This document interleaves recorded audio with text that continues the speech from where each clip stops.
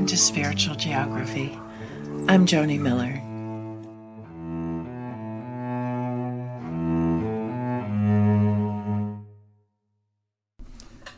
In the United States, we tend to glorify myths like the self-made man or the lone cowboy who saves the town from the evil cattle rustlers, or the person who pulls themselves up by their own bootstraps.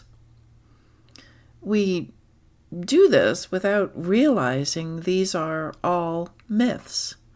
No one is entirely self-made, and the lone cowboy never defeats the villains without the help of the townspeople.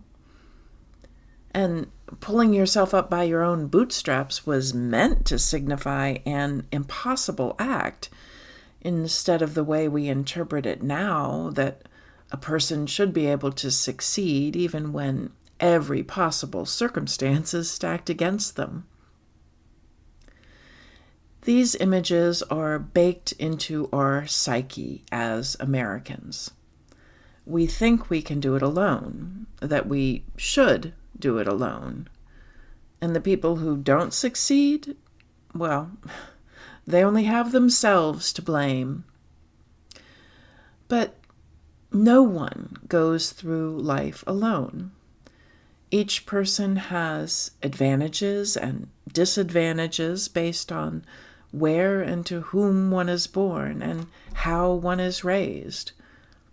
I was born into a white, middle-class American family. We lived in the suburbs, a lifestyle made possible in part because of my dad's service in World War II and the Korean War. As a white GI, he had access to the education he wanted and to buy a home in an area where he could also have employment. I grew up with good public transportation and attended excellent public schools. The air I breathed and the water I drank were safe. All of these factors have contributed to who I am now. I had plenty of advantages, others did not.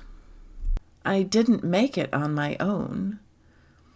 I'm standing on the shoulders of those who came before, those who fought for the right to vote, those who fought against discriminatory hiring practices, those who said women were just as capable as men, those who shattered glass ceilings. I stand on the shoulders of people like my dad, who enlisted in the Navy as soon as he turned 18 so he could fight in World War II.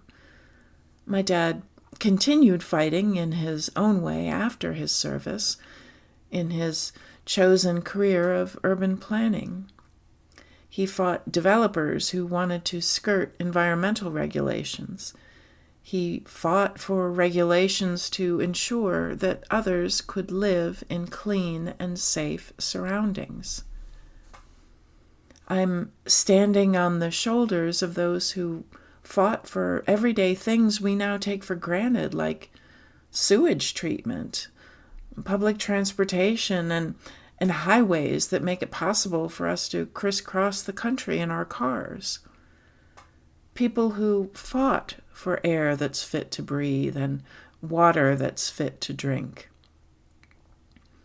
I'm standing on the shoulders of every teacher and professor I've ever had. Teachers like my mother, who taught second grade for most of her career. She believed that children would be challenged and rise to that challenge if they had some input and interest in what they were studying.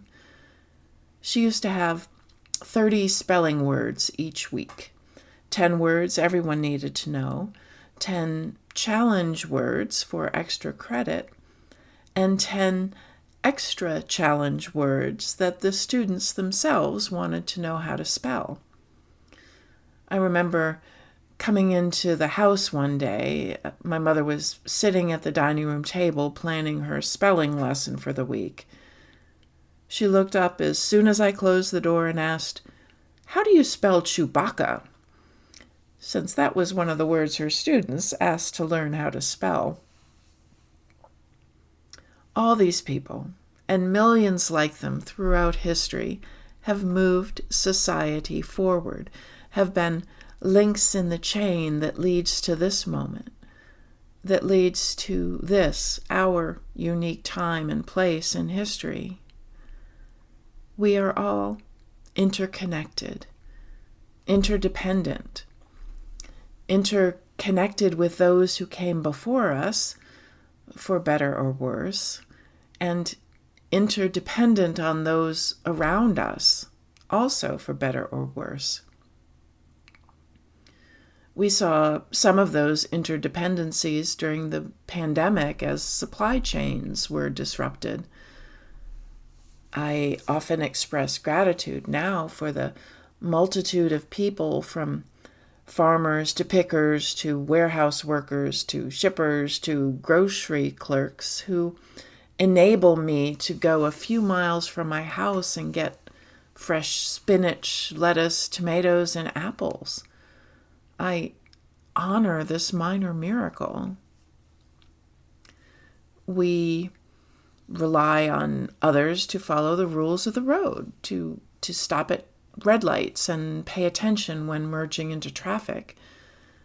Some people drive as if they are the only ones that matter and everyone else needs to get out of the way, but the vast majority of people drive with care, knowing that being reckless could possibly hurt themselves as well as hurting someone else. Our lives weave in and out of each other's, just like cars on the freeway.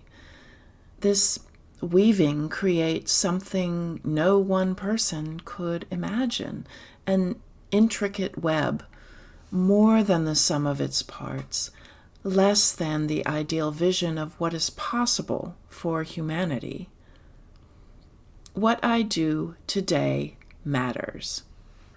Oh, I'm not going to change the world, and I probably won't be remembered for any great discovery or any impressive act, but I can bring the best version of myself into every situation, every interaction. My best self in the grocery store, treating others with kindness.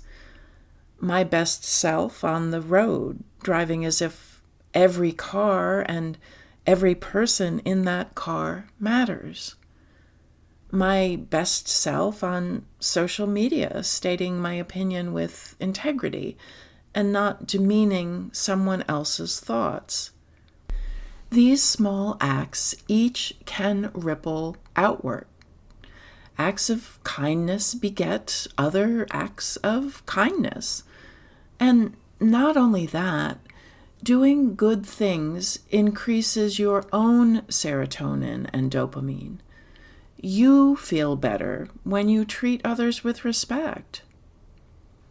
And like the generations before, I can decide what I will fight for, what is in alignment with my values and morality.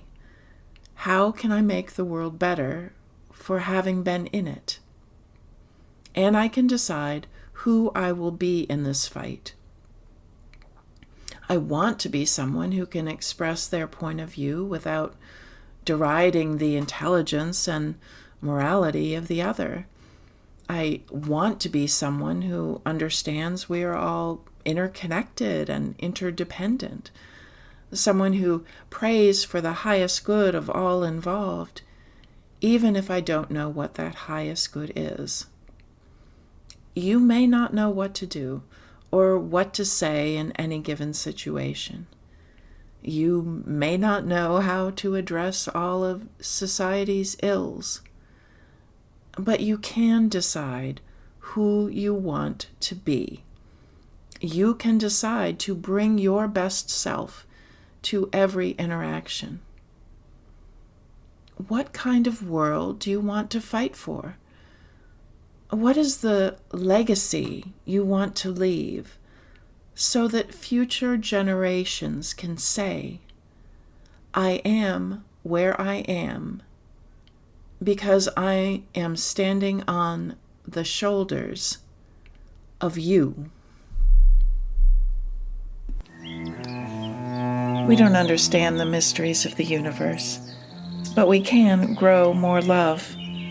Love for ourselves, love for others, and love for the infinite mystery that lays beyond our understanding. Thank you for tuning in.